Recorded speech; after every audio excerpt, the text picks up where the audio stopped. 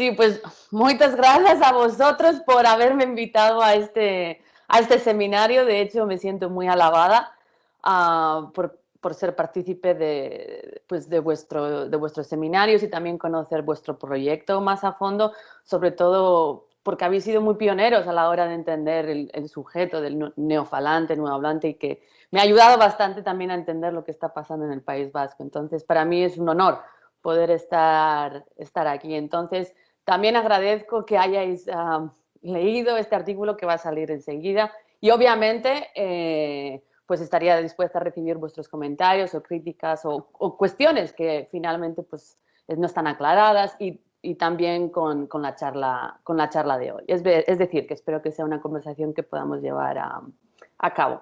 Entonces, ahora le voy a pedir a Alba para que pueda sacar la presentación porque por cualquier razón a mí no me deja.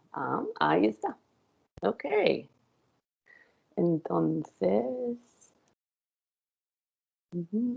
muy bien. Entonces, mi presentación hoy va a ser sobre dos fenómenos que yo empecé a mirarlo desde la tesis, ¿no? Gracias a un corpus que yo pues recolecté durante el proceso de tesis.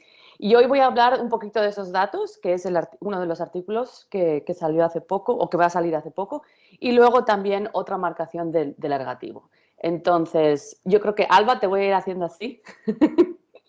Para que le des al siguiente a la siguiente página. Entonces, el índice o la presentación se va a dividir en tres partes, o la tengo dividida en tres partes. Primero voy a hablar un poquito del marco variacionista y también desde la perspectiva de los neofalantes o nuevos hablantes en el caso de las lenguas minorizadas.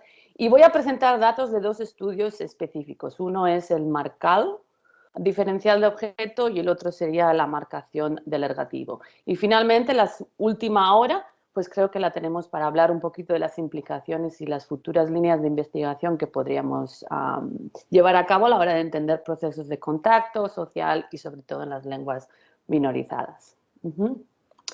Entonces, desde un punto de vista de la aproximación teórica, sabemos que la teoría variacionista empieza desde el manifiesto de Van Rage, Lavoie y Herzog en 1968, que es este estudio o fundaciones empíricas de la teoría de variación y cambios lingüísticos, que apela por una teoría de variación y cambio donde intenta resolver el problema que hoy se llama el problema de actuación, es decir, qué, cuándo, dónde, cómo y por qué cambia el lenguaje. Este manifiesto dio lugar a una rica tradición que hoy entendemos como, por ejemplo, marco variacionista, donde se proponen varios principios de cambio lingüístico y factores sociales que conllevan a ese cambio. Este manifiesto obviamente se fue influenciado por Van Rage en 1953, ¿no? que finalmente fue otro manifiesto en el que él dice que el locus del cambio lingüístico residía en el hablante bilingüe. Es decir, para este autor, realmente el cambio lingüístico va a ser inducido más que nada por una sociedad bilingüe y contactos de diferentes personas. Entonces, para él el locus del cambio es la mente bilingüe individual, aunque hoy en día también se conoce como contacto lingüístico, contacto social, right?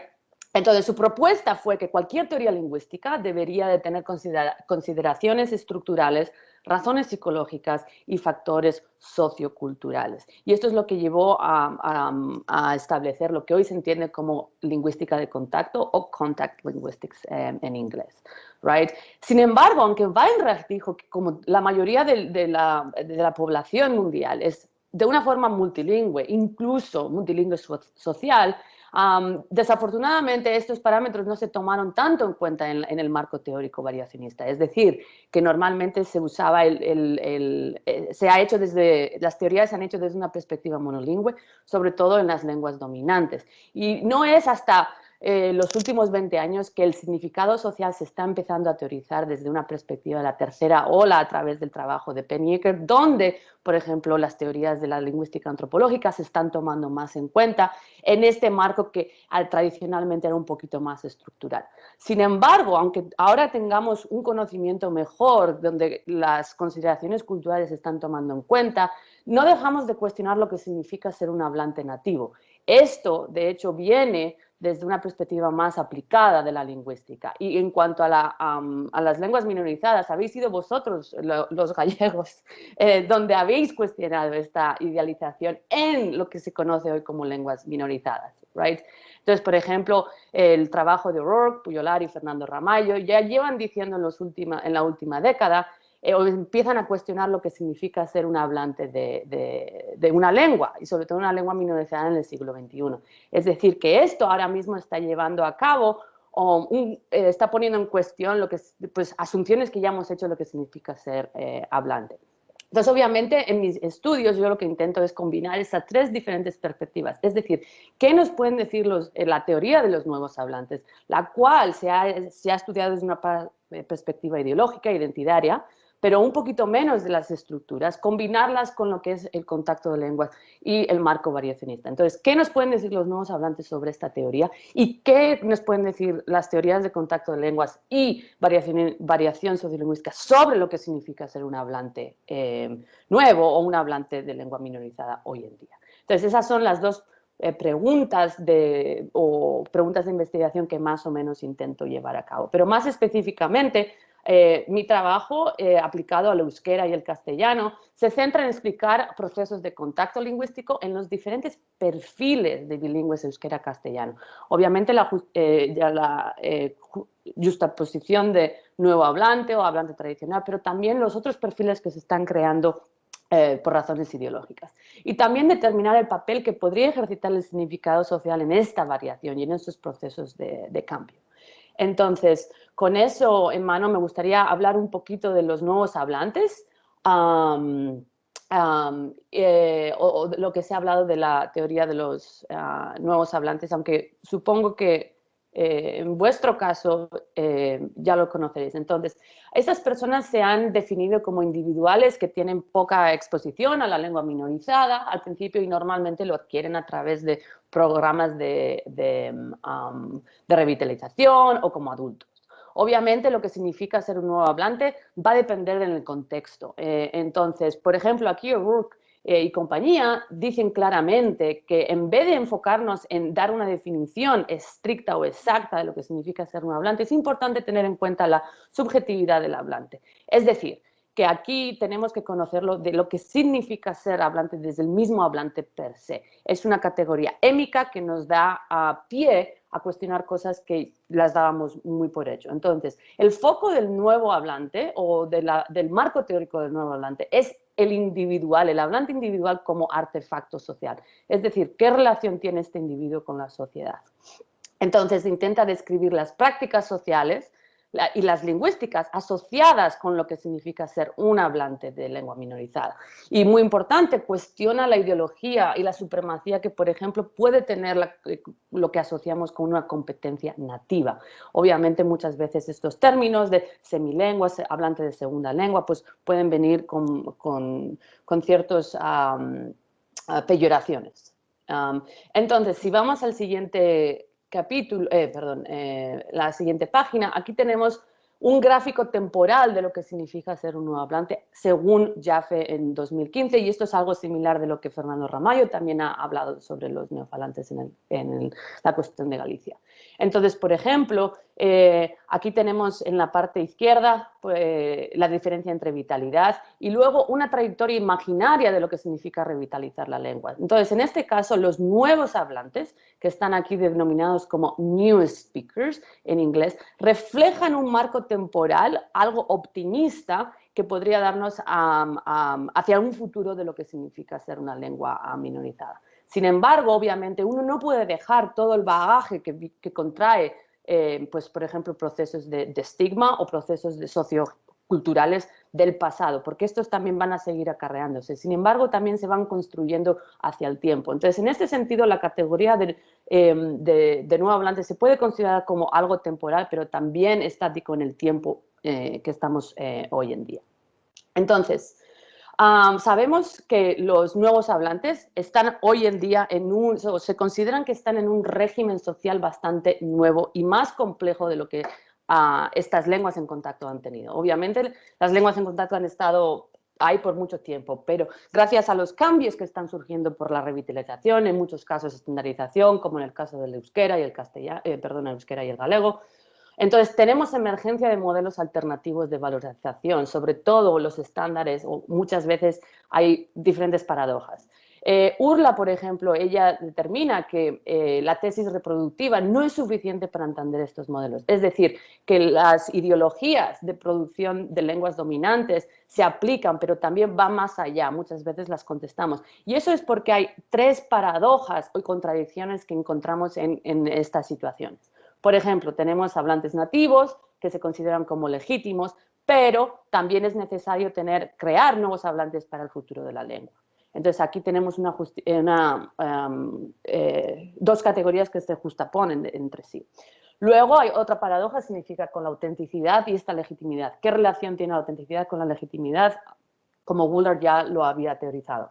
Entonces, en muchos casos, en estos contextos, queremos mantener la autenticidad de la lengua, mirada como de la perspectiva social del pasado, pero también queremos crear modelos estándares de anonimidad. Entonces, aquí estas dos se solapan y se contradicen de muchos casos.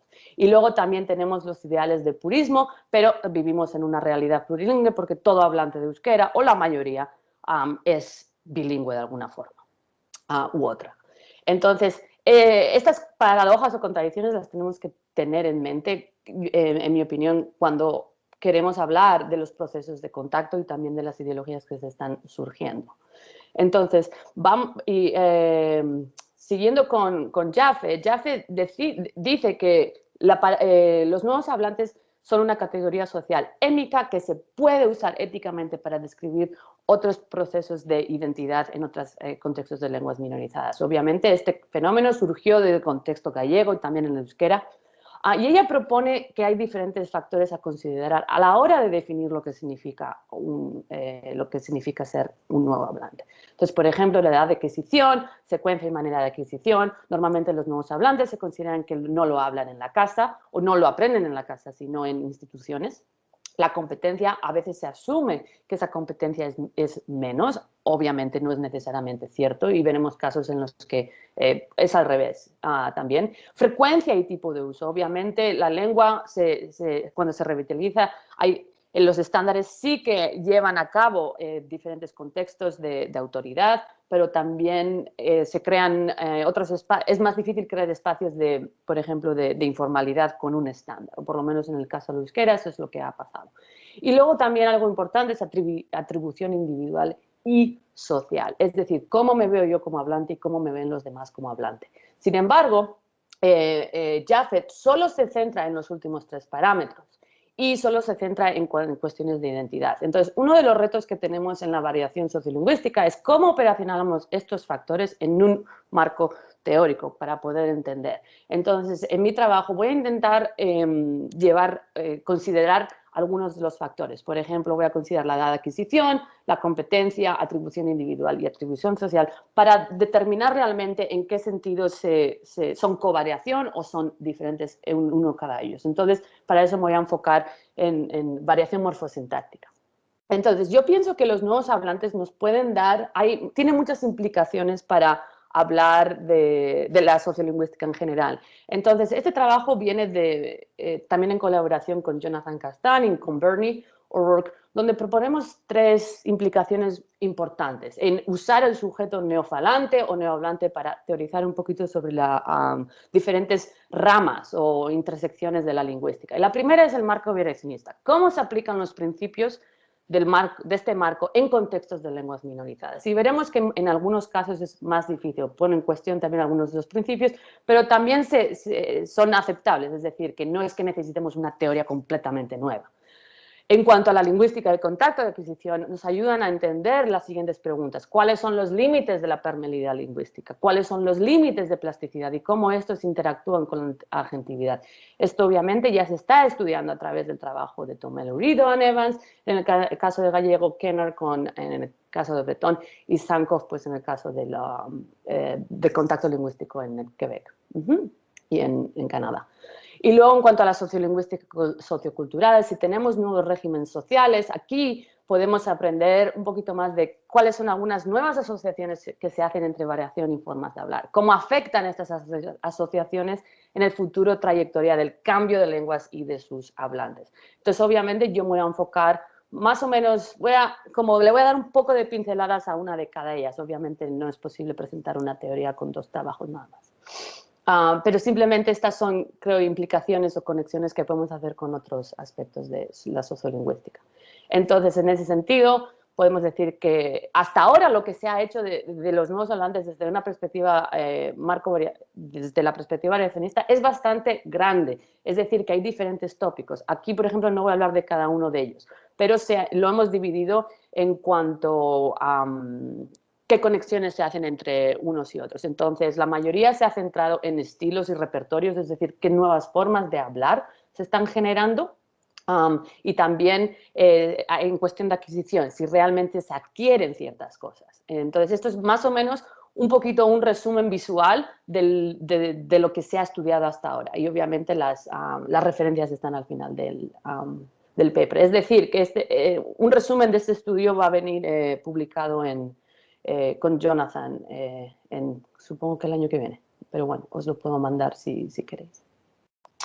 Entonces, ¿qué es lo que se ha dicho del marco variacionista? ¿Qué es lo que sabemos del marco variacionista en cuanto a los nuevos hablantes? Bueno, sabemos que hay repertorios lingüísticos nuevos que están emergiendo, es decir, hay nuevas variedades, pero la cuestión es hasta qué punto se están haciendo como un registro suyo. Entonces, esto es algo que se está estudiando, que Nance, por ejemplo, está atribuyendo al contexto gaélico y Lanto, el trabajo de Lanto en el contexto del euskera.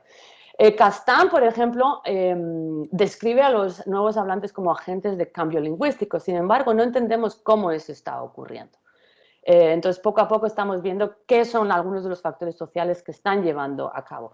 Si miramos a los factores tradicionales desde la primera oleada, algo que vemos es que Nance cuestiona la aplicabilidad del tiempo aparente, por lo menos para el contexto del escocés. Esto significa, es decir, que como ha habido se ha interrumpido la transmisión, entonces aquí también se asume que la transmisión es algo natural, mientras que ella lo cuestiona. Para los nuevos hablantes, la transmisión no es algo que viene de la casa, sino es algo que viene de la escuela o de las instituciones. Y luego, poco a poco, pues, cambian en ese sentido. Entonces, muchas veces comparar a hablantes nativos o hablantes mayores con hablantes jóvenes que no han aprendido la lengua en la casa, pues no tiene muchísimo sentido. Esas comparaciones, obviamente, son las únicas que se pueden hacer.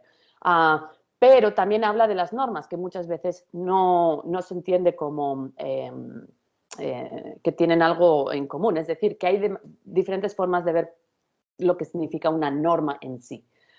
Entonces, en este sentido, Nance ha cuestionado la aplicabilidad del tiempo aparente en el contexto gaélico. Y esto se podría también presentar en otros casos. Igual no tanto como en el euskera o en el gallego, pero bueno, es algo que se podría hablar. En cuanto al género, algo que vemos es que el género en sí no creo que se entienda tan bien, pero sabemos que las mujeres tienden a hacer ciertas cosas que los hombres, pero las implicaciones de estas diferencias, pues obviamente todavía son fruto de debate. Algo que sí encontramos en los estudios variacionistas de nuevos hablantes es que estos efectos desaparecen completamente en los nuevos hablantes. Es decir, que si hay un efecto de género o de sexo, suelen ser en las variedades o en hablantes tradicionales, lo cual pues pone no en cuestión, pero dice ¿cuál es el rol del género a la hora de la variación? y también, sobre todo en momentos de adquisición de lengua.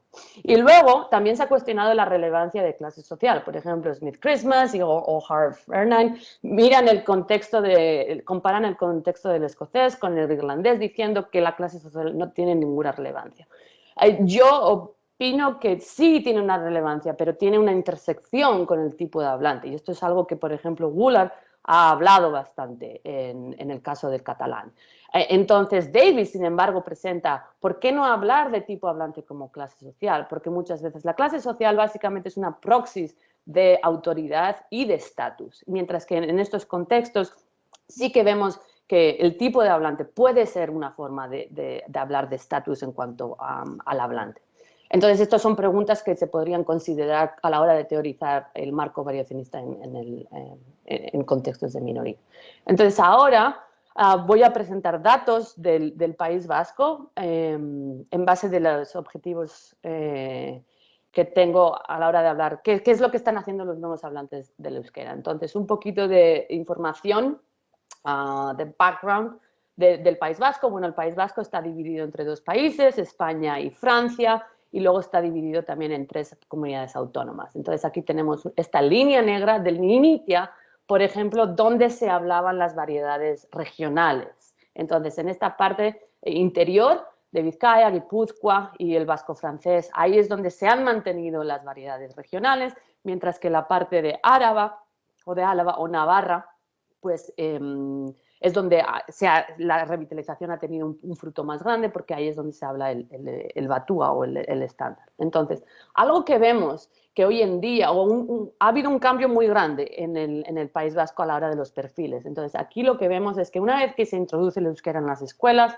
de la misma forma que se introduce en Galicia en 1982, es que en 1991 la mayoría del hablante del euskera se consideraba pues, tradicional o lo que hoy entendemos como nativo, ¿no? Euskaldun Zarra.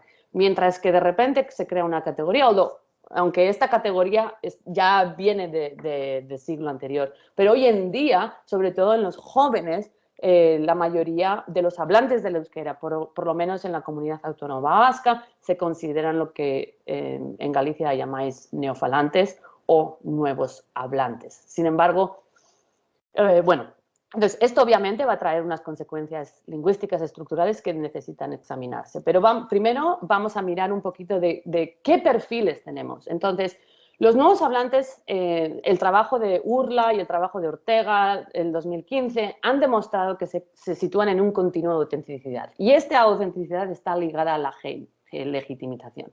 Entonces, no solamente hay 2 categorías, incluso dentro de las mismas categorías se entiende de diferente forma lo que significa ser un hablante nuevo. Sin embargo, este es el continuo de autenticidad que se ve ideológicamente en este nuevo campo social. El nuevo hablante se asocia con el batúa, con el estándar, y a esta categoría se le llama Euskaldun Berri, que literalmente significa nuevo hablante. Luego, y a estos muchas veces se les considera como menos legítimos o obviamente le están cambiando las cosas.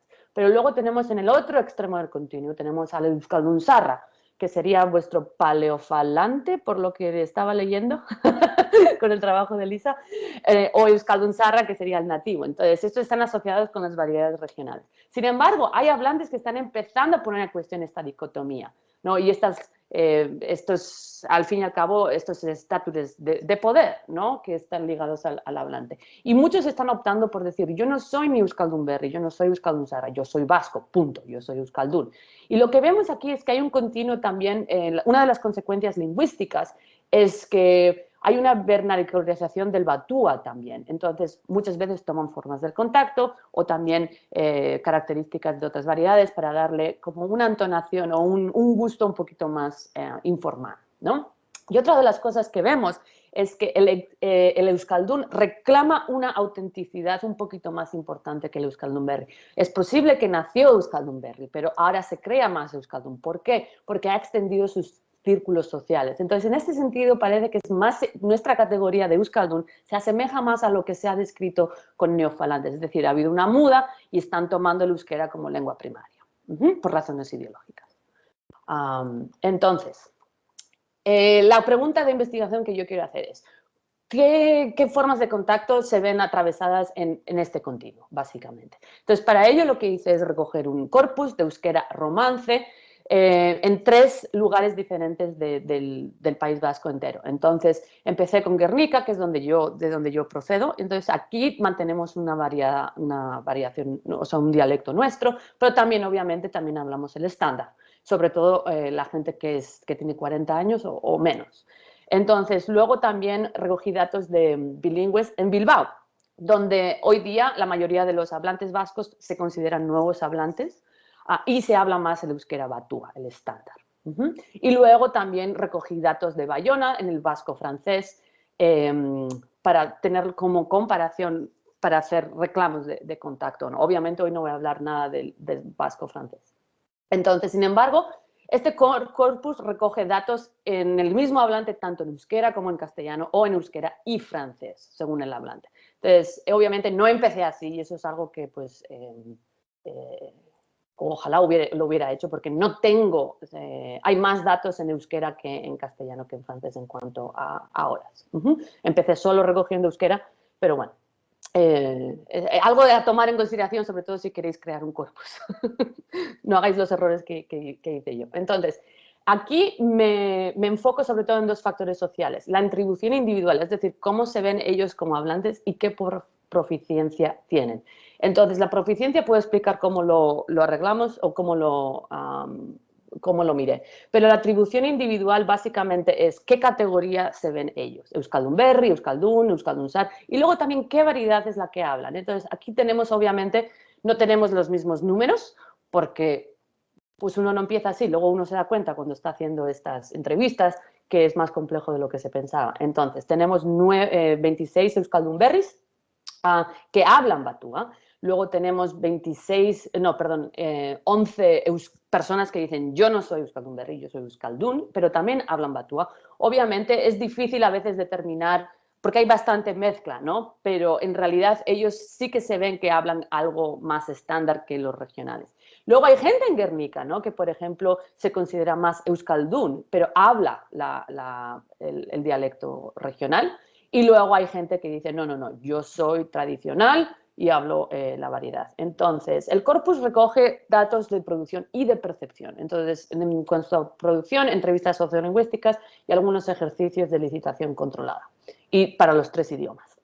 Bueno, para los 2 idiomas del bilingüe. Y percepción, pues miro también, hay un experimento de Matchguys del que voy a hablar para hablar del valor social de estas variables y luego comentarios pragmáticos. Y los datos los recogí en 2 escuelas de educación adulta en euskera que se llama el Barnetegi de Zornotza, que está entre Bilbao y Guernica, y luego el Euskaltegi de Lizardi, que es muy famoso y es muy popular, donde muchísima gente pues, puede ir a hablar, a aprender euskera, sacarse una titulación de alguna forma o simplemente a conversar.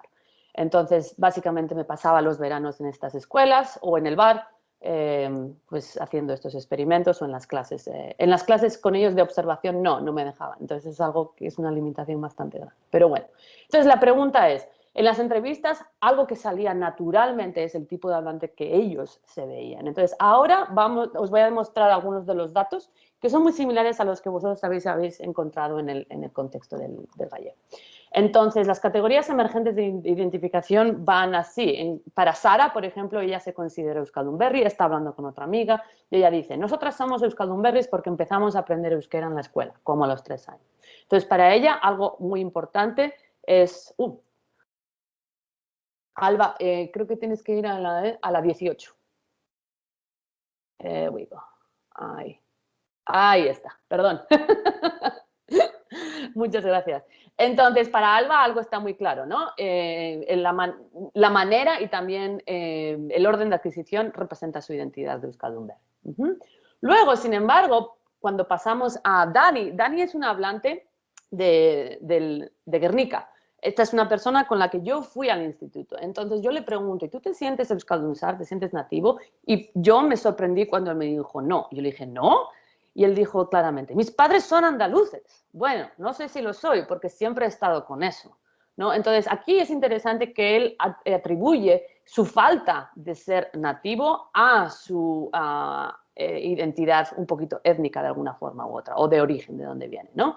Sin embargo, luego empieza a decir, pues que ya no sé quién soy. Entonces, obviamente, aquí está claro que para él, lo que los demás piensen de él también es algo importante, es algo, bueno, es parte de la identidad, ¿no? Entonces, sin embargo, él reclama una identidad de euskaldun. Entonces, para él reclama su legitimidad a decir, yo soy euskaldun, es alguien que sabe euskera. La palabra misma lo dice, aquel que posee el euskera, no sé. Yo creo que soy euskaldun y punto. Sin embargo, para esta persona no puede llegar a ser nativo porque no lo ha adquirido en la casa. Sin embargo, presumiblemente, porque habla el dialecto de alguna forma, se puede considerar alguien que sí que, y lo habla con total naturalidad y en sus contextos y círculos, puede reclamar algo más auténtico que lo que sería ser euskaldun. Pero también hace esa contestación de qué significa ser euskaldun zar, euskaldun ber. Luego, si vamos a la siguiente hablante, que es Eneritz.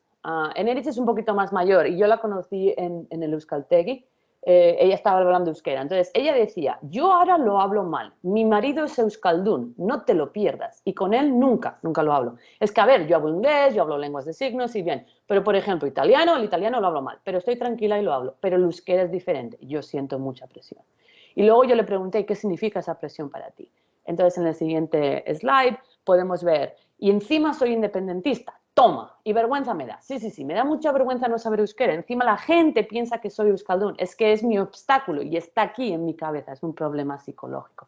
Lo que aquí vemos es que para ella, ella estaba en un proceso de trance o un proceso de muda, de hecho. Ella quiere que el euskera sea parte de su vida. Y claro, ella ve que hay como unas disfunciones o coyunturas ideológicas que no están juntas. Entonces, por ejemplo, el conocimiento del euskera con ser independentista y también con hablarlo.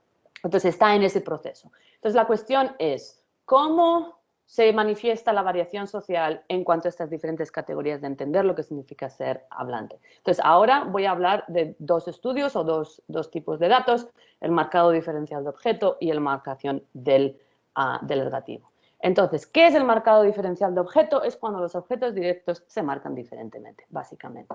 Y estos se pueden aparecer de diferentes formas. En el castellano, en el español, tenemos dos formas de hacerlo.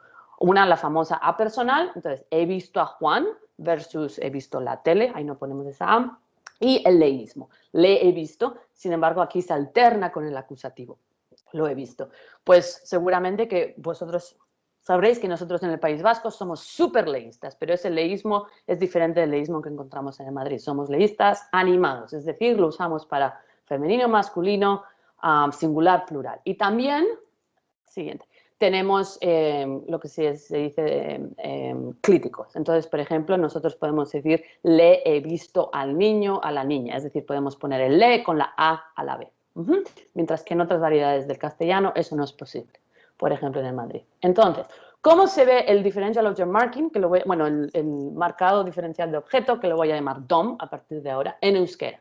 Entonces, en euskera lo que vemos es que el verbo, tenemos el verbo lexical y luego el verbo auxiliar. Entonces, y luego toda esta información morfológica aparece dependiendo de la valencia del sujeto, el objeto directo. Entonces, tiene que haber concordancia de número, de persona y también de caso.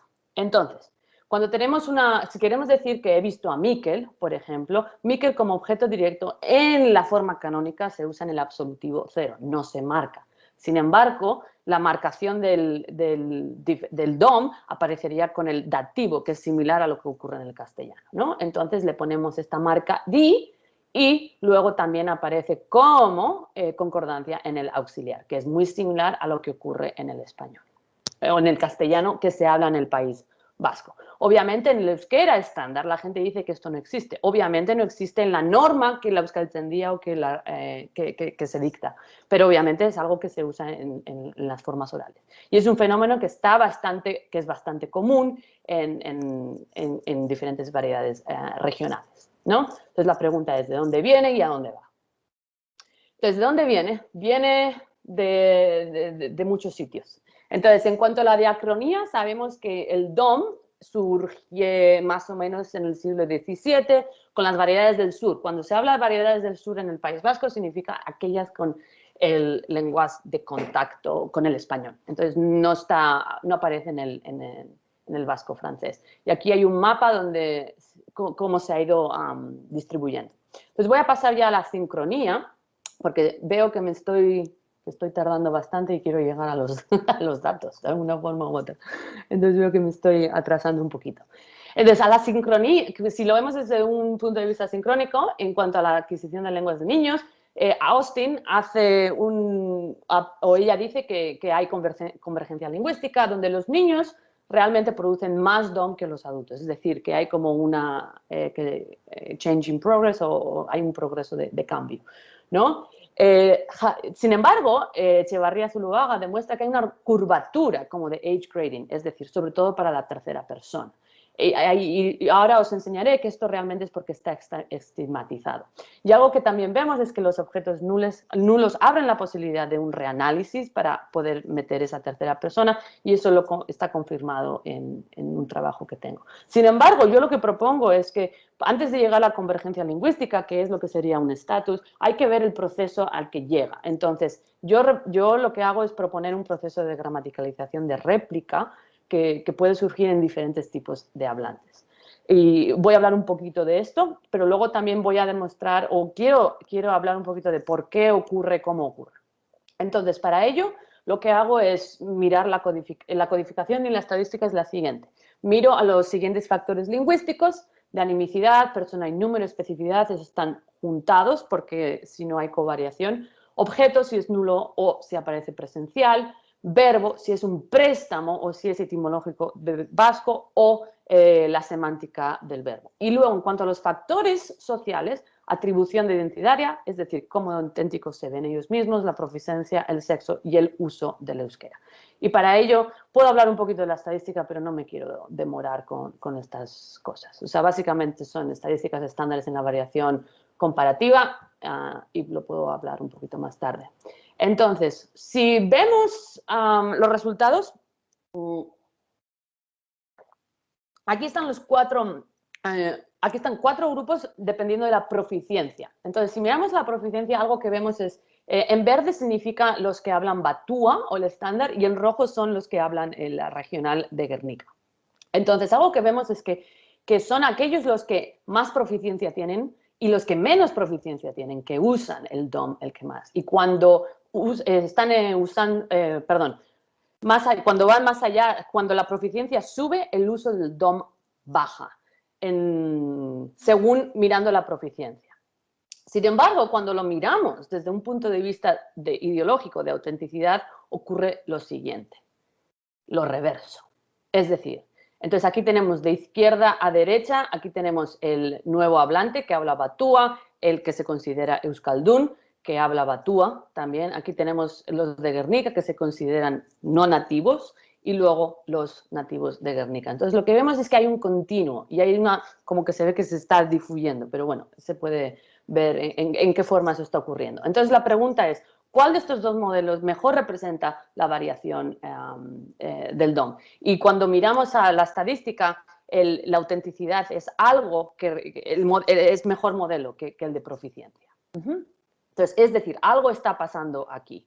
No aparece ni como interacción ni nada, simplemente que este modelo aparece como un poquito mejor. Entonces, luego mirando los factores lingüísticos, ¿dónde hay diferencias, hay similitudes, es el sistema el mismo o no? Entonces, algo que vemos es que en Guernica, por ejemplo, cuando miramos a la animicidad persona y número, algo que vemos es que los nuevos hablantes, siguiente slide, perdón, Alba. Aquí está. En Guernica, algo que vemos es que la primera y la segunda persona están casi completadas, mientras que la tercera persona, el objeto directo de la tercera persona, lo usa menos, o se usa menos. Sin embargo, los hablantes de batúa replican esta trayectoria y luego vemos una subida en la tercera persona del 10% al 20%. Entonces, algo que vemos es que los niños empiezan a usar el DOM más que los adultos, luego hay como baja un poquito y luego con los adultos empieza otra vez a subir con la tercera persona. Sin embargo, con la primera y la segunda persona hay más variación en los hablantes de batúa o los que están en la ciudad. Cuando miramos al verbo, siguiente. Cuando miramos al verbo, algo interesante ocurre. Los nuevos hablantes tienden a ser más puristas, es decir, que usan el DOM. El DOM se usa bastante más con verbos que vienen del castellano en las variedades regionales. Y al parecer los nuevos hablantes también empiezan a usarlo, pero algo pasa aquí, es decir, que los que se reclaman euskaldun empiezan a usar menos verbos en castellano, pero el DOM se mantiene de alguna forma, es decir, lo ocultan de alguna forma u otra. Pero algo que vemos es que los verbos aparecen muy poquito. Verbos de castellano aparecen bastante poco en el repertorio de los hablantes, nuevos hablantes. Luego, cuando vamos a Guernica, la pregunta es, ¿quiénes son los que usan más? ¿Aquellos que tienen dominancia en euskera o no? No hay un efecto de dominancia en el estándar, pero sí que hay un efecto de dominancia en el euskera de Guernica. Y también en cuanto a los préstamos. Es decir, aquellos que tienen más dominancia en español usan más verbos en castellano, mientras que en el batúa es al revés. Aquellos que realmente tienen más dominancia en euskera usan menos verbos en castellano. O sea, tenemos como un efecto de mirror effect. Entonces, ¿qué propuesta es lo que yo propongo aquí? Entonces, aquí vamos a pasar, Alba, a la slide 33. Vamos a seguir. Entonces, aquí lo que propongo es que el proceso de contacto del differential logic marking se podía crear, o sea, se podía explicar desde una perspectiva de la réplica. Entonces, esto es un proceso donde los hablantes crean una categoría gramatical o nuevo significado. Aquí realmente no es un nuevo significado, o es básicamente una estructura. En la réplica, en el modelo, en la lengua basada en el castellano, ¿no? Pero obviamente va a haber una interacción entre los factores lingüísticos y sociales. Entonces la pregunta es, ¿cómo ocurre eso? Aquí propongo que, por ejemplo, el Differential Logic Marking o el DOM es básicamente un préstamo de patrón, es decir, que el dativo se está extendiendo a ciertos contextos basando en la réplica del castellano. ¿Pero cómo se hace? Lo hacen de dos formas diferentes. Entonces, mientras que en el euskera de Guernica empieza a través del mater es básicamente material semántico que está bastante claro que viene del castellano. Entonces, en este sentido, el mater sería del préstamo, y eso es lo que ocurre en el euskera. Sin embargo, en el batúa los préstamos tienen menos rol a la hora de hacer esta réplica de patterns. Entonces, algo que vemos es que, y eso es algo por cuestiones ideológicas, o también por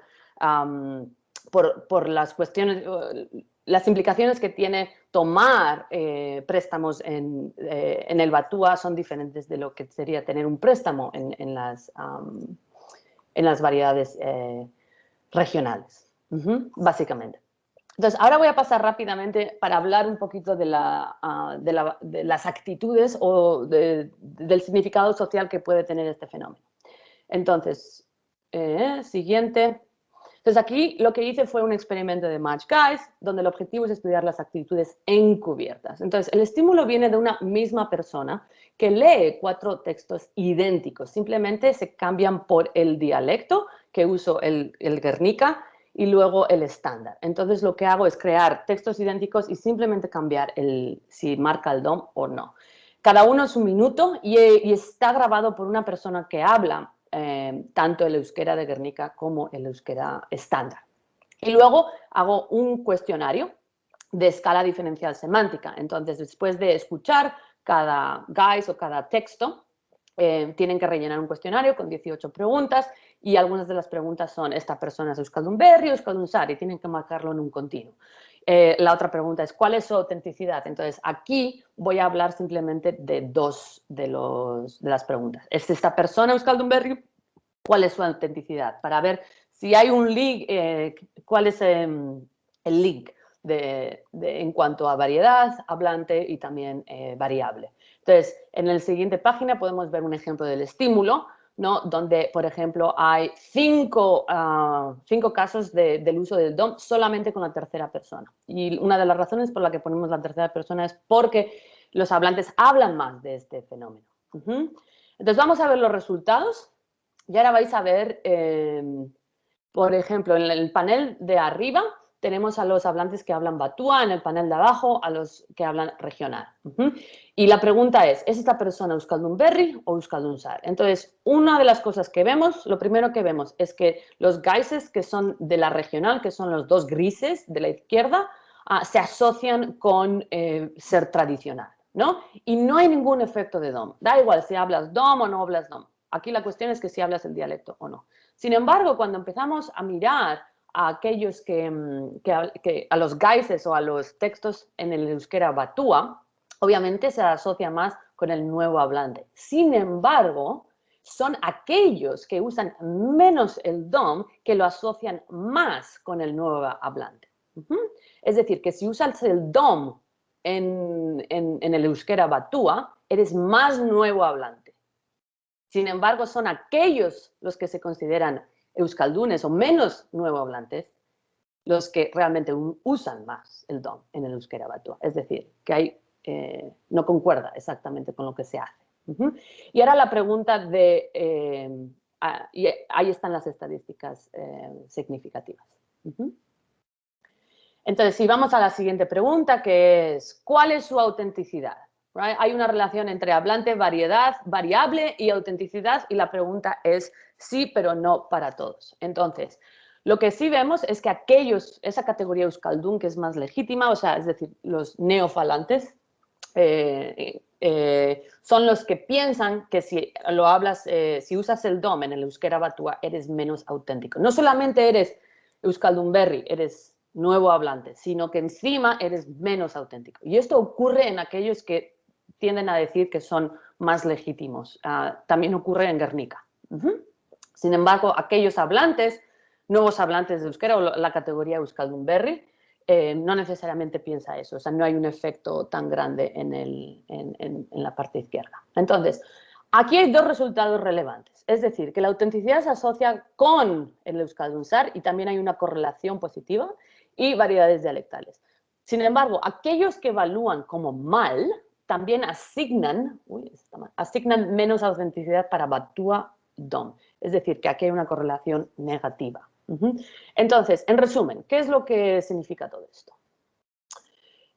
Podemos decir que en cuanto a la producción, el DOM en euskera se está difundiendo según el tipo de hablante y esto está en un continuo de autenticidad. Entonces, esto se puede explicar un poco con los modelos de agentividad y variación de Nance y también se puede ver que nuevas categorías de perfiles también están llevando este uso del DOM, ¿no? No exactamente igual de cómo lo hacen los tradicionales, pero sí diferente de cómo lo hacen los nuevos hablantes. Podemos decir también que el DOM es parte de un campo semiótico, es decir, está asociado con los nuevos hablantes y falta de autenticidad. Y estos significados, sin embargo, están modulados por la variedad. Depende de la variedad que hables, el significado del DOM va a cambiar de una forma u otra. Sin embargo, la pregunta es, muchas veces en los estudios de nuevos hablantes, que suelen ser bastante con variables fonéticas y fonológicas, se suele asociar, decir, ok, si el hablante usa esta variable es porque quiere marcar su identidad ideológica como nuevo hablante. Right? Sin embargo, aquí hay una paradoja más grande, es decir, ¿por qué los euskaldunes que adoptan una variante que cuestiona su identidad legitimante como hablantes? Es decir, ¿por qué usarían el DOM si realmente se les va a juzgar como menos? Incluso son ellos los que dicen que uno debería de ser menos auténtico si usa el DOM, aunque ellos son los que más lo usan. Es decir, que no puede haber, ellos no están usando el DOM para atribuir a una categoría de identidad de euskaldun. Entonces, sin embargo, aquí lo que hago es propongo dos relaciones potencialmente. La primera es la praxis del hablante, es decir, qué significa o qué es lo que hacen ellos, y luego las mudas podrían explicar un poquito este proceso. Entonces vamos a conocer a Yasone, la primera chica, que habla un poquito de lo que significa hablar. Para ella es el nuevo hablante, euskaldun berri, y habla de quién usa el DOM y quién está licenciado a usar el DOM. Entonces yo le pregunto, ¿y por qué crees que está mal el ikusidiot, que es una forma del DOM? Justo está bien estigmatizado. Entonces dice ella, no, pues supongo que entendíamos que estaba mal porque la profesora, que un poco era la autoridad, nos decía que eso estaba mal y eso no se decía así, que así hablaban los que no sabían. Pero yo le preguntaba, pero fuera de la escuela sí lo escuchabais, ¿no? Y esto es lo más importante. Entre nosotros sí, yo creo que no eran mis amigas, pero un grupo de chicas con el que salíamos, a veces hablaban euskera entre ellas y yo creo que cometían ese error. Ya hablaban euskera en la calle, en casa, en el cole, yo creo que sí que cometían ese mismo error y tan anchas. Claro, ellas eran las verdaderas hablantes del idioma, ¿no? Si al final, y estas obviamente son de ciudad. Ella, Jasone, creció en Bilbao, iba a la Ikastola, a la escuela en euskera. Sin embargo, había una diferencia entre quién era un nuevo hablante o qué tipo de nuevo hablante era. Es decir, para ella, este grupo de amigas que hablaba euskera en la casa, ¿no? Que también hablaba euskera batua, podía tomar el don, no necesariamente porque el don le iba a dar legitimidad, sino porque sus prácticas sociales ya le dan legitimidad. Entonces, no necesita demostrar su legitimidad a través del lenguaje necesariamente. Entonces, es decir, que aquí la identidad se examina como una acumulación de prácticas sociales que tiene consecuencias lingüísticas, por lo menos a la hora de explicar variables morfosintácticas como el DOM. Es decir, que una vez que uno establece que tiene suficiente legitimidad, puede transgredir esas expectativas que se les impone a los hablantes como son hablantes de euskera batua. Es decir, que la euskaltzaindia no te deja, eso se supone que está mal y en la escuela te lo corrigen constantemente. Pero si ya tienes cierta legitimidad de decir, it doesn't matter, o sea, no pasa nada. Esa puede ser una de las explicaciones. La siguiente explicación se podría dar a través de las mudas, que son eventos con consecuencias ideológicas que ayudan al hablante a adoptar activamente la lengua minorizada. Y algunas de las mudas comunes que se han demostrado es pues, ir a la universidad, son diferentes etapas en la vida y son cumulativas. Entonces, ir a la universidad, el trabajo, convertirse en madre o padre. Aquí me gustaría añadir una nueva muda, que es sacar un título que te da legitimidad como hablante. Y ahora lo vamos a ver con Beatriz. Entonces, son en naturaleza ideológica, ¿no? Entonces, son actos de performancia que tienen consecuencias y obviamente son cosas que se van añadiendo, ¿no? Entonces, puede que la primera muda ocurra en la universidad, luego en el trabajo, o empiece con el trabajo y continúa. Entonces, ahora vamos a ver un poquito de esta muda o potencial hipótesis que podríamos ver en el futuro, que es con Beatriz. Entonces, Beatriz es una persona que se considera euskaldunberri, ella tiene 42 años cuando se le entrevista, ella odiaba el euskera de pequeña porque ella sentía forzada que el euskera no era parte de su idioma, ella no se sentía identificada para nada. Sin embargo, cuando va a la universidad se da cuenta que aprender euskera le va a dar más oportunidades de trabajo. Entonces lo empieza a hablar y poco a poco le está empezando a gustar. Entonces ahora ella es profesora de euskera en una escuela de niños. Entonces yo le pregunto cuál es esa trayectoria, cómo lo ves. Y esto es como responde en cuanto al DOM. Entonces ella dice, claro, tú cuando empiezas y estás estudiando es como eso, y aquí hace referencia al DOM, está prohibido. O sea, desde el principio eso no puedes decir o escribir en un examen. Pero ya sacado el EGA, yo ya paso ya. Yo cuando saqué el EGA, que es un examen para demostrar la proficiencia, dije, ya puedo hacer lo que me dé la gana. Euskaltzaindia.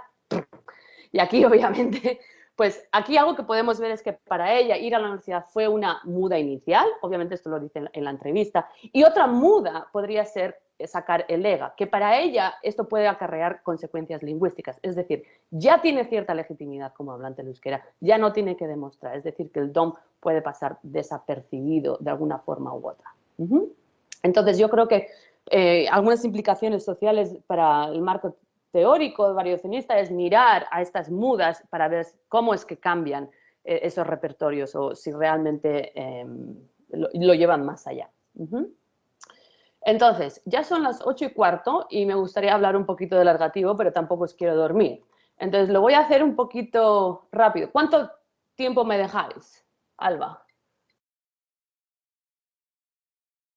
O Elisa. Sí, perdón, lo que necesites realmente, 10, 15 minutos, no sé si necesitas más. Ok, lo voy a hacer en 10 y os voy a dar lo más importante y las diferencias con el DOM, ¿vale? Vale, genial. Como mucho 10, porque quiero que hablemos. No voy a estar yo todo el rato hablando. Ok, entonces, ¿qué es el ergativo? Bueno, el ergativo es una marca que ocurre en el sujeto para los verbos transitivos, o sea, sujetos transitivos y no ergativos, ¿no? Entonces, y luego también aparece en el verbo auxiliar conjugado. Entonces, aquí en azul veremos que esa K marca el ergativo, mientras que los verbos no acusativos se marcan con el absolutivo cero y luego tienen otra conjugación en el verbo auxiliar. Entonces, sin embargo, hay bastante... Este fenómeno, o sea, el ergativo es probablemente la variable que más se ha estudiado en euskera. ¿Por qué? Porque es algo de lo más diferente en las lenguas de Europa. Sin embargo, se ha hecho desde una perspectiva no social, es decir, desde la perspectiva de adquisición o generativista sintáctica. ¿Y qué es lo que demuestran estos estudios? Bueno, sabemos que hay una regla fonológica, es decir, que tiene diferentes interfaces. Hay una omisión de la plosiva, el ergativo, tiende a omitirse, aquí no está bien traducido, tiende a omitirse antes de consonantes. Esto es una regla del euskera. Cuando hay dos consonantes en euskera, una se cae. ¿Y cuál se cae? El ergativo. Y sin embargo, también tenemos la lenición en contextos prevocálicos. Luego, desde el marco de vista Distributed Morphology, o sea, morfología distributiva, Arregui y Nevins dicen, el ergativo se puede aparecer como el absolutivo, es decir, no es que se caiga, simplemente que es un alomorfo de alguna forma u otra, ¿no? Y a esto le llaman la regla del empobrecimiento del ergativo. Sin embargo, no sabemos exactamente cómo funciona, cuál es la parte interna de, esta regla, ¿no? O sea, es la regla de empobrecimiento, pero ¿qué es lo que pasa adelante? Y luego, en cuanto a la adquisición, algo que vemos es que los niños bilingües tardan un poquito más en esta etapa optativa del ergativo. Es decir, en el verbo aparece siempre, o casi siempre, ¿no? Mientras que en el sujeto es cuando hay muchísima variación, hay una etapa optativa y los bilingües tardan un poquito más. Y esto es algo que también se ve en los adultos y en la psicolingüística, que las diferencias en producción y procesamiento ocurren en el sujeto, no necesariamente en el verbo. Entonces, yo aquí me voy a enfocar simplemente en el sujeto, si esa K aparece o no aparece. Obviamente, la gente tiene mucho que decir sobre el ergativo. Entonces, aquí tenemos una persona, Euskaldun, Iñaki, que nos dice, vale, los nuevos hablantes tienen un problema en el caso con la cuestión de la transitividad. Es decir, la gente dice Nick nice, o sea, aquí lo que hace es sobreponerlo o omitirlo. Esto por lo menos es algo que es bastante común pensar. O sea, la gente dice, sí, el ergativo se va a perder y todas esas cosas. Muchas veces en el periódico también encontramos estos chistes, ¿no? Las asociaciones que se hacen con la autenticidad, pero también cuestionándolos, ¿no? Porque de alguna forma es bastante cómico. Entonces aquí, por ejemplo, tenemos a Yoda y luego tenemos ¿cómo se llama este? Bueno, este representa, se supone, miembro de la Euskaltzaindia, ¿no? Entonces dice, señor, aquí están los últimos documentos de Belaya. Y obviamente en el euskera estamos pues intentando saber de dónde venimos, ¿no? Y empieza, ¿todavía con eso? Sí, señor. Pero dime, ¿aparece el ergativo? No, señor, ni rostro. Entonces aquí es donde se hace esa asociación de... Entonces son falsos esos documentos, leñe, ¿no? No podemos usarlos como para saber de dónde venimos. Eso no es euskera de verdad. Entonces obviamente aquí vemos un link cómico entre autenticidad y el euskera. Entonces, la estadística que vamos a hacer para ver esto es similar, mirar los factores relevantes que otros estudios han dicho, el tipo de verbo, transitivo no, el contexto fonológico, personalidad y tipo de, de sujeto, ¿no? Si es pronombre, léxico o nombre. Pero algo importante también es mirar la frecuencia lexical del verbo. Y aquí lo que estoy mirando son efectos de frecuencia. Por ejemplo, si los verbos con frecuencia, que son del 1% o más, por ejemplo, si son considerados más frecuentes, si van a hacer que el ergativo aparezca más o no. Aquí básicamente es ver si realmente la adquisición se hace desde una perspectiva del uso del lenguaje y también por efectos de frecuencia. Y luego los mismos factores sociales. Entonces, algo que vemos en los resultados es lo siguiente, que la proficiencia, siguiente slide, aquí, a diferencia del DOM, es que la proficiencia y la autenticidad son covariables, es decir, que seguimos el mismo patrón. Sin embargo, el modelo de identificación, y cuando quitamos la proficiencia, mejora de alguna forma u otra. Es decir, que otra vez vemos que el factor de perfil social tiene más peso a la hora de describir. Sin embargo, es covariante con la proficiencia. Si vemos en el siguiente patrón, en cuanto, ¿qué es lo que ocurre? ¿Omisiones o extensiones? Entonces, lo que vemos es en los primeros dos paneles, aquí es que los nuevos hablantes obviamente tienen más variación, lo omiten más. Sin embargo, aquellos que se consideran euskaldun y aquellos que se consideran tradicionales, pues son parecidos, ¿no? Recordar que los que dicen que son tradicionales hablan el batúa, ¿no? Entonces, los batúa euskaldunes están haciendo lo mismo que lo que haría un nativo o el euskaldun sarra, el tradicional, right? Mientras que hay bastantes omisiones dependiendo de la persona. Sin embargo, cuando vamos a los anacusativos, las extensiones son mínimas, extremadamente mínimas, casi no aparecen. Y ahora vamos a ver un poquito a la gramática, o sea, cuáles son los factores lingüísticos que llevan a cabo este uso. Entonces, los efectos de frecuencia léxica no aparece como un efecto en sí, sin embargo, está mediado por diferentes factores lingüísticos. Por ejemplo, el grupo de nuevo, hablante nuevo, algo que vemos es que,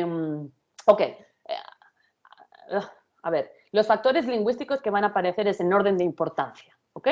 Entonces, lo que vemos aquí es que no hay un efecto de frecuencia léxica en cuanto al verbo en sí, right? Eso no importa. Sin embargo, sí que hay una mediación en el contexto fonológico. Es decir, que los verbos que son más comunes y en el siguiente aspecto fonológico es vocal, es más posible que ese ergativo aparezca ahí. Es decir, que sí que están escuchándolo de alguna forma y lo están produciendo. En cuanto a la anonimidad y la persona, algo que vemos es que la tercera persona del singular, no animado, sujetos, es el que menos o más omisiones vemos del ergativo. Y luego también vemos otros efectos en el tipo de si es el pronombre o no el pronombre. Entonces, si seguimos con los hablantes nuevos, los que se consideran euskaldun, vemos que solo hay efectos en el tipo de nombre. Sin embargo, se mantiene también el contexto fonológico. Entonces, parece que esto se solidifica de alguna forma u otra, mientras que el tipo de verbo, que es lo más importante, se mantiene. Y luego ya cuando vemos a los nativos o a los que se consideran tradicionales, pues aquí no hay ningún efecto de frecuencia totalmente. Y lo que vemos es que sí hay un efecto social de género, mientras que en los hablantes nuevos o los que hablan batúa no hay factores sociales, no importan. Entonces, un poquito de resumen en este sentido es que la categoría de identidad es un predictor más fuerte. Sin embargo, la cantidad del uso del euskera no necesariamente. Entonces, es decir, que el uso del euskera no es necesariamente ligado con la categoría que ellos hablan a la hora de explicar el ergativo, ¿no? Sin embargo, el tipo de interacción sí que puede ser el factor que lleva a que el uso del ergativo sea más grande. Es decir, los euskaldunes reclaman tener más interacciones con hablantes nativos, es decir, acceso a formas presumamente nativas es posible que les ayude a usar el ergativo un poquito más. Otra de las cosas que vemos es que los nuevos hablantes demuestran más factores lingüísticos a la hora de explicar, ¿no? Y esto lo podemos dejar para otro día. Pero algo que vemos es que incluso las omisiones tienen unas reglas pragmáticas. Y esto es algo que se ha visto también en otras lenguas del ergativo. Entonces, una de las innovaciones de este estudio es ver cuáles son algunos de esos usos en cuanto en el discurso. Entonces, algo que vemos es que las omisiones suelen ocurrir en ciertos contextos. Introducen en un sujeto o cuando hay un cambio de tópico, por ejemplo, Ortega Cano mató a un tipo en un accidente. Aquí requiere el ergativo, pero no lo hace. Eso sería como el hanging subjects, ¿no?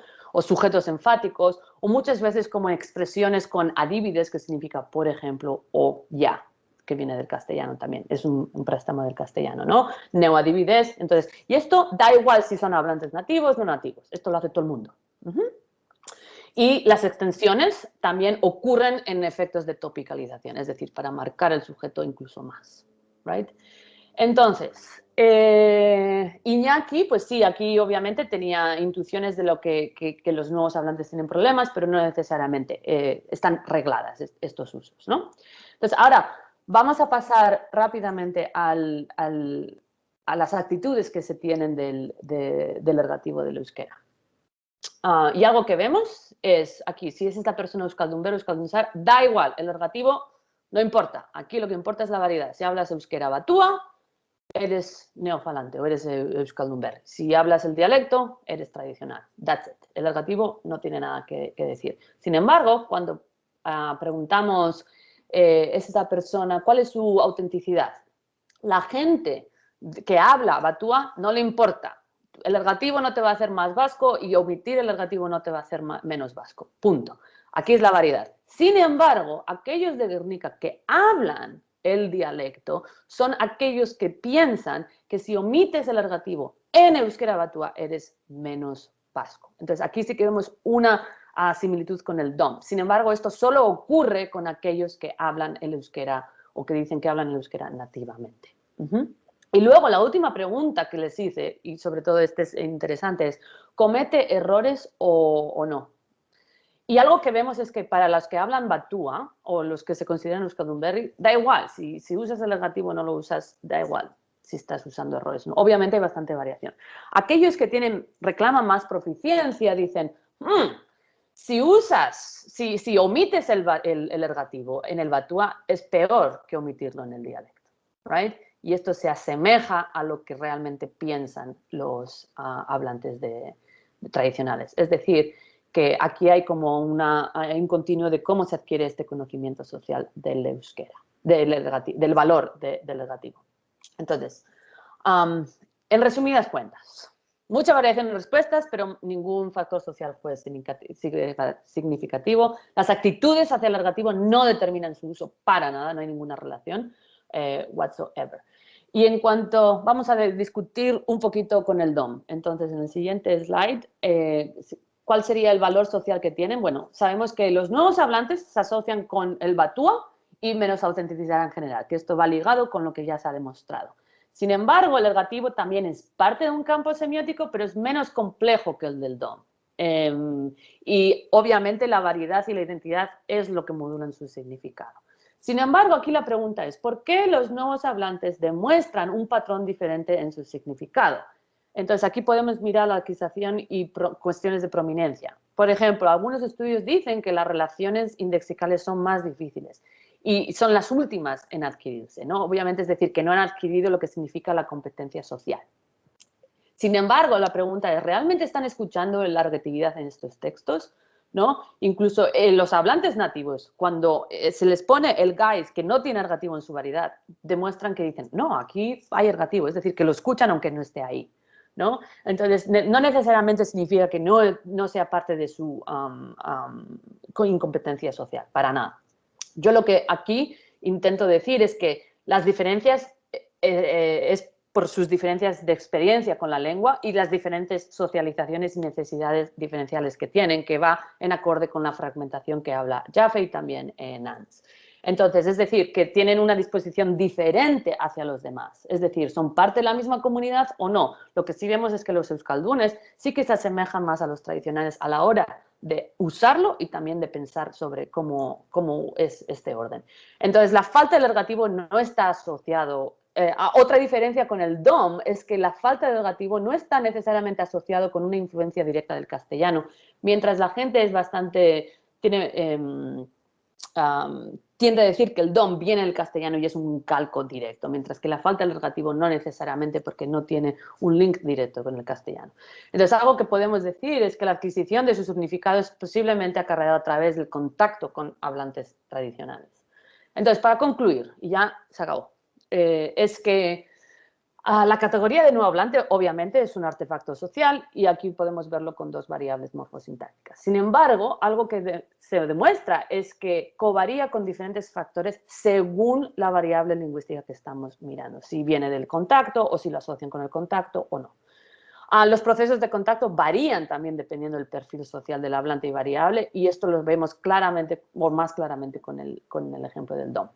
Entonces, el uso variable del DOM y el ergativo no están directamente ligados a la identidad. Ellos no usan el ergativo para ser más vascos o no usan el DOM para ser más vascos. Simplemente es parte de un marco semiótico y que reconfiguran lo que es, al hablante de alguna forma u otra.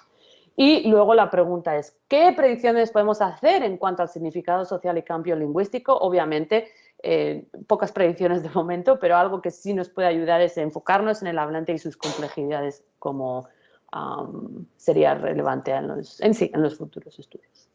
Así que con esto agradecer a todos los transcriptores que me hayan ayudado con este corpus y la gente que ha hablado conmigo y gracias, graciñas, moitas grazas, esquercasco.